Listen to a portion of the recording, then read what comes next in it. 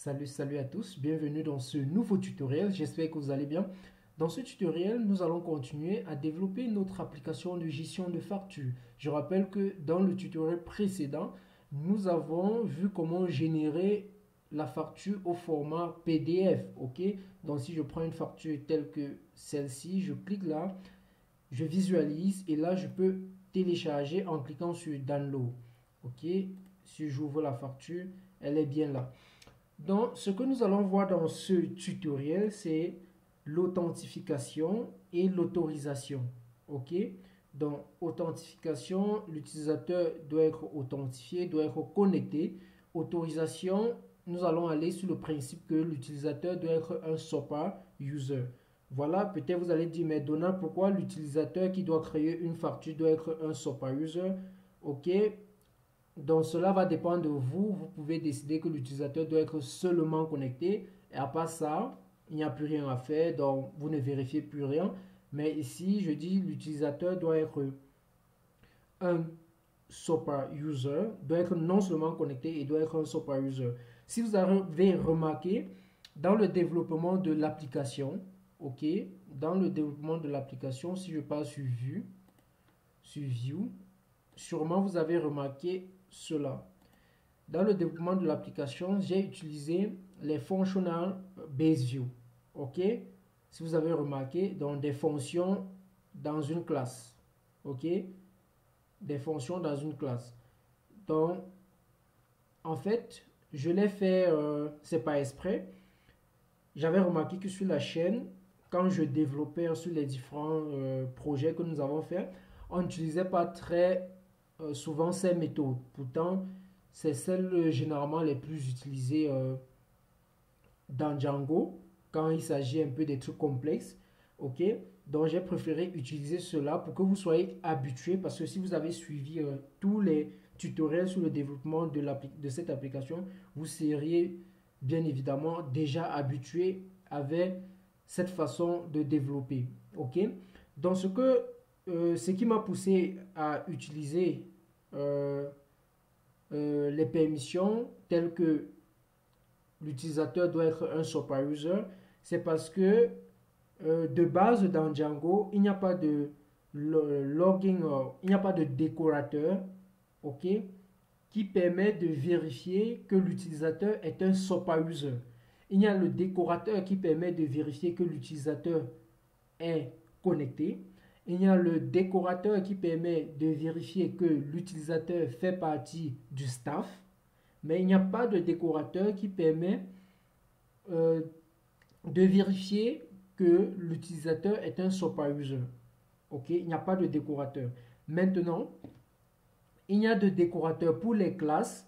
Il y a un décorateur il y a un mixin, pardon, je voulais dire, il y a un mixin qui permet de vérifier que l'utilisateur est connecté avant de pouvoir accéder à cette classe. Ok, mais ça vérifie juste que si l'utilisateur est connecté, ça ne vérifie pas si l'utilisateur est un super user. Ok, et il y a plusieurs façons de vérifier si l'utilisateur est un super user avant de pouvoir accéder à une vue. La première, c'est de venir par exemple ici et de dire if request.user par exemple, if request.user is super user par exemple, is super user. Ok, là on vérifie avant de pouvoir accepter à l'utilisateur d'avoir accès à la vue quoi. Mais cela est comment je peux dire, c'est très archaïque et c'est pas professionnel. Donc ce que nous allons faire, nous allons développer un décorateur pour le super user require et nous allons développer un login require pour les super mixing. Ok, donc allons-y très rapidement. Donc ici je vais créer un fichier que je vais appeler je vais appeler ça decorator ok, .py. Ok, donc ici je vais écrire le décorateur pour le super-user require. Pour cela, voilà, pour cela, sûrement le décorateur doit prendre en paramètre plusieurs choses. Comme nous sommes des très bons tricheurs, ok, les informations sont des très bons tricheurs. Donc ce que nous allons faire, c'est de voir comment le login require a été implémenté et nous allons nous baser sur cela pour pouvoir implémenter le super-user require. Ok?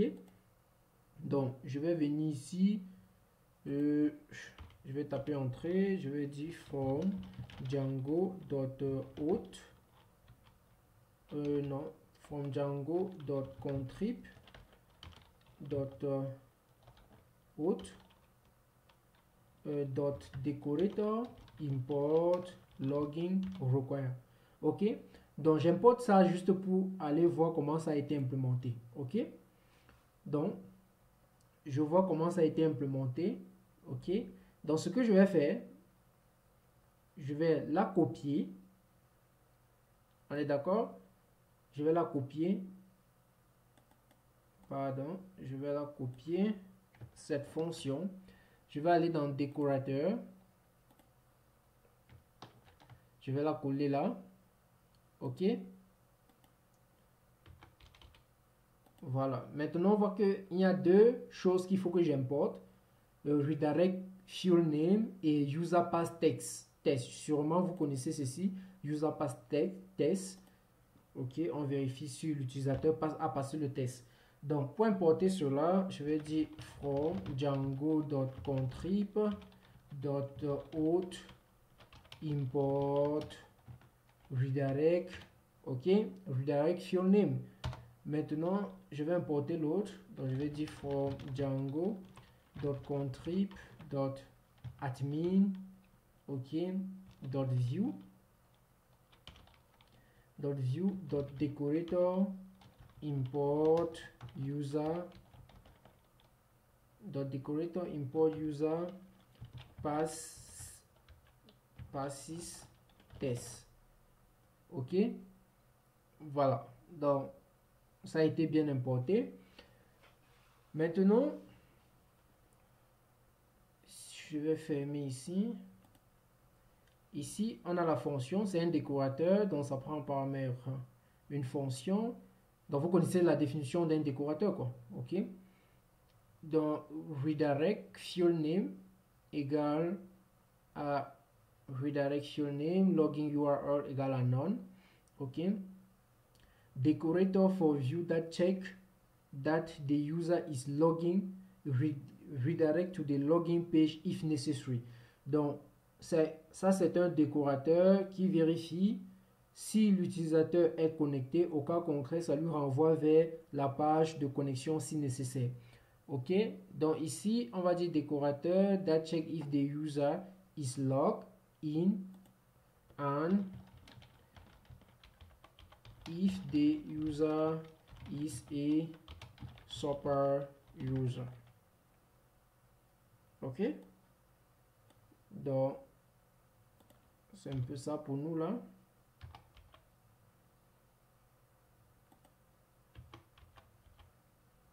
Voilà, donc je vais changer le nom, je vais dire super user require. Ok, super user require. Donc ici on a actual decorator user pass text, donc on va vérifier si l'utilisateur passe le test. Ok, voilà, donc ici on a une fonction lambda, ok, qui vérifie si l'utilisateur est authentifié. Ok, donc ce que je vais faire, je vais laisser la fonction lambda comme ceci. Ok, et je vais faire tout ce que je vais faire, je vais ajouter. Ok, je vais dire, je vérifie d'abord si l'utilisateur est authentifié, donc authenticated.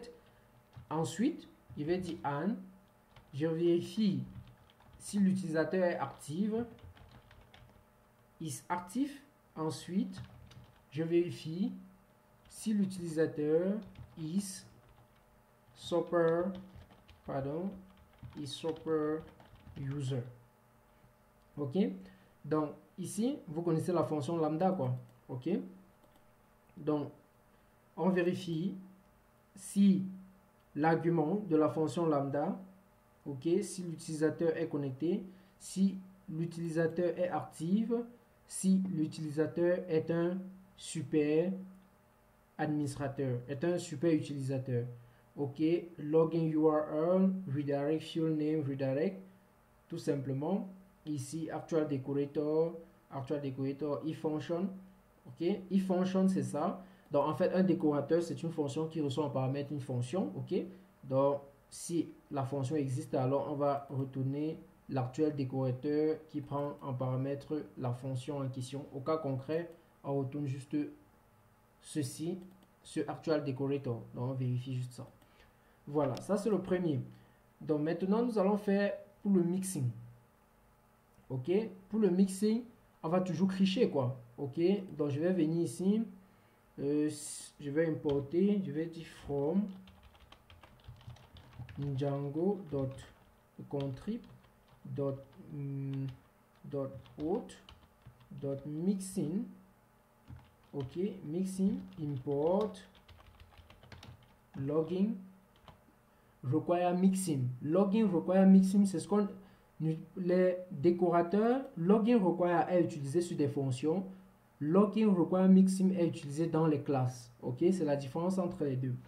Donc ici, je vais voir comment le login require mixing a été implémenté. Donc je clique au-dessus. Je regarde.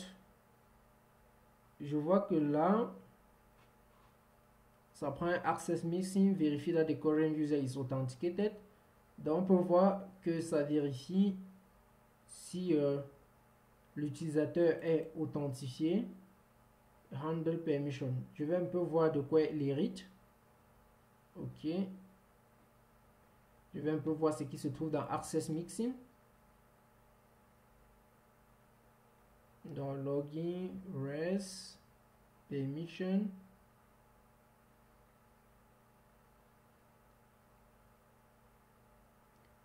Ok.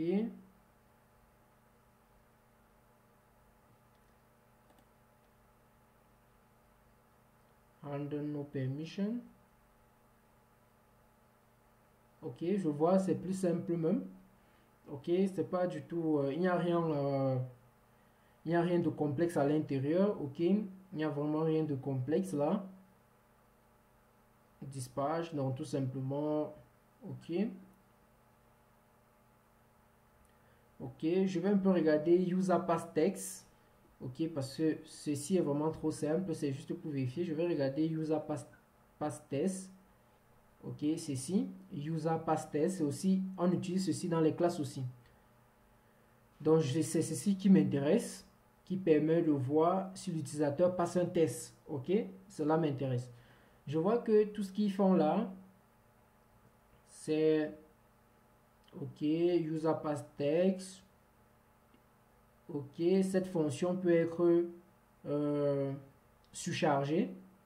Ok, donc je vais utiliser ça pour travailler. Donc je vais créer une classe qui va hériter de cette classe et je vais surcharger cette fonction ou cette méthode. Ok, allons-y. Voilà, donc ça s'appelle comment? Text function et user pass text mixing. Je copie. Je vais venir ici. Je vais dire from django.contrib.mixing import user pass text et là je vais créer une classe que je vais appeler login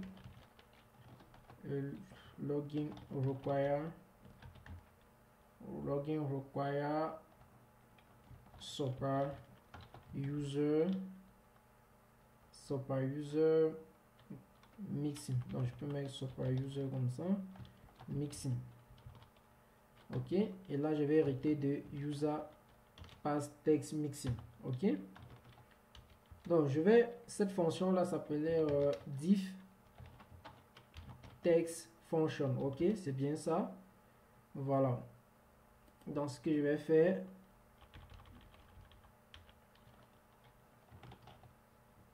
donc j'ai pas vraiment besoin de support. Donc ce que je vais dire return serve dot request, ok, dot user dot is super user, ok. Donc juste même en regardant is super user, regarde déjà s'il est connecté, tout ça. Donc c'est même une répétition ici un peu, je vais dire, inutile pour authenticated. Donc, et comme j'aime pas ça, on va retirer is authenticated parce que c'est inutile en fait. Ok, on peut juste regarder si l'utilisateur est actif et si il est super user. Parce que si il est super user, déjà ça veut dire qu'il est connecté. Ok, donc c'est inutile de vérifier que il est encore, voilà, vous comprenez quoi. Donc ici, je peux donner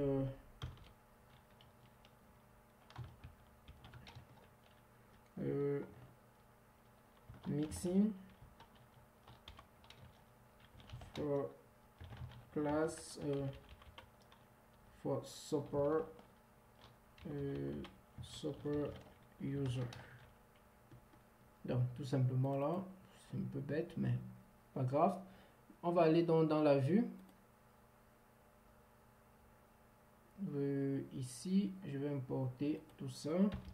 Je vais dire from.decorator import all. Donc j'importe les deux. Maintenant ici j'ai une classe. Ok, ici j'ai une classe.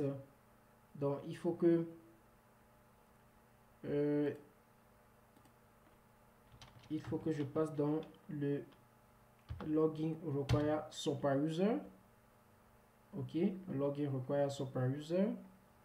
Je vais faire de même pour cette classe. Login require super user. Je vais faire de même pour cette classe. Login require super user. De même pour cette autre classe. Login require super user. Maintenant ici, j'ai plutôt une fonction, mais j'ai pas une classe. Donc je vais mettre plutôt le décorateur. Ok. Donc je vais faire login non super user require. Ok, super user require. Donc on va aller au front maintenant.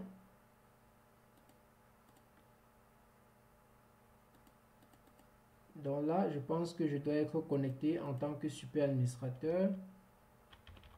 Je vais essayer d'aller dans le admin voir. Ah oui, je suis connecté. Donc si je me déconnecte, lockout. Ok, je suis déconnecté. Donc si je passe sur la page principale, j'arrive à accéder à la page principale sans souci. Ok.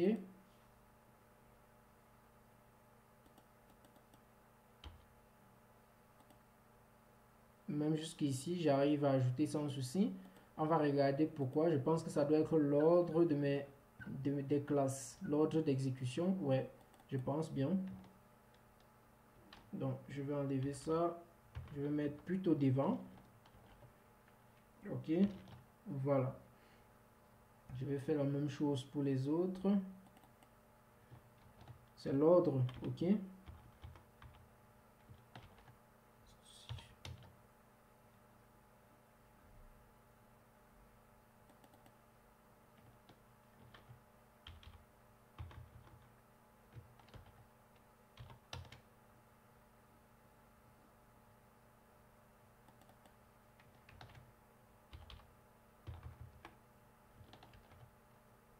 Voilà. Ok. Donc là, on peut essayer maintenant. Donc, je regarde ici. Apparemment, ceci s'est arrêté. Ok. Voilà, on voit que ça fonctionne maintenant. Ok, c'était bien l'ordre et on comprend pourquoi. Ok, c'était bien l'ordre d'exécution des classes. Voilà, ici maintenant on voit que ça essaye de chercher le URL du login, ça ne trouve pas. Ok, nous allons aller dans le setting et lui dit que pointe le URL du login vers la page du admin, la page de login du admin. Ok, donc nous allons aller dans le setting faire cela. Donc je vais aller dans le setting.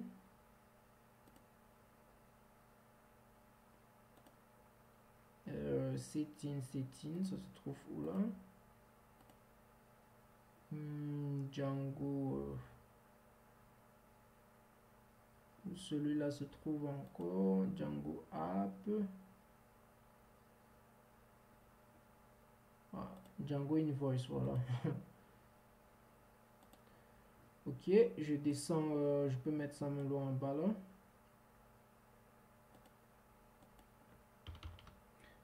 Donc ici, je vais dire, comme vous connaissez, tout ce qu'on a fait, c'est dire login URL.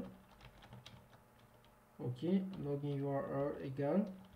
Le admin, c'est admin 2.login. Ok, tout simplement. Ça, c'est le nom de la vue pour le admin pour login. Le nom, oui, de cette vue. Donc, si je rentre,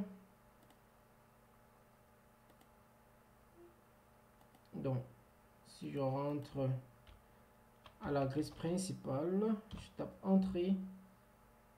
C'est comme si le serveur est un. Ouais, c'est éteint. Ok, donc c'est bon. Si on actualise, vous voyez que ça nous renvoie vers la vue de login. Et si je me log, je log, j'ai encore le mot de passe, ça me renvoie dans ici. Ok, donc c'est tout. Donc désormais ça vérifie si je suis connecté en tant que super administrateur. Ok, au cas concret, je ne pourrais pas, je ne pourrais rien faire en fait. Ok, donc c'est tout pour ce tutoriel. J'espère que vous avez un peu appris. En fait, le but, c'était pas trop d'implémenter ça sur ce projet, mais c'était de vous montrer comment écrire cela, les décorateurs et les mixing. Ok, voilà. Donc j'espère que vous avez appris quelque chose. À nous revoir dans le prochain tutoriel, ok, où nous allons traduire cette application en français. Ok, donc elle va être disponible en 2 langues quand on va cliquer ici. Ok, nous aurons besoin, quand on clique sur français, elle change en français. Quand on clique sur anglais, elle passe en anglais. Ok, donc nous revoit dans ce tutoriel. Ok.